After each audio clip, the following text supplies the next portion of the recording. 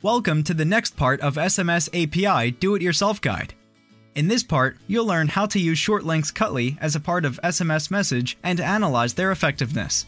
The easiest way to create a shortened link is to add it when creating the message in the SMS gateway by clicking on the Link URL button. You can add a link or select one of those previously saved. In the field Short URL to www address, paste the destination URL and select the option Individual Link for every recipient below. In this case, the system will generate personalized links for each recipient or same URL for every recipient. In this case, you must define the suffix after the slash in the address. Shortened links are managed in the Additional Functions tab. To shorten a link, first select its type. Shortened link to a website or rich media file. Rich media files means that under the link there's a file, image, picture, or video, and you should upload it first. Link to the website redirects to the chosen URL.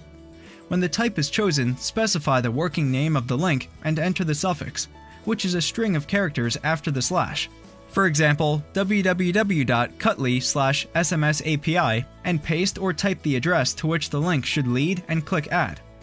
Below is a list of all shortened links with the option to remove them, their name, number of clicks divided by device type, link itself, content, and editing option. The Clicks List tab contains a detailed analysis of all clicks over time, from the latest.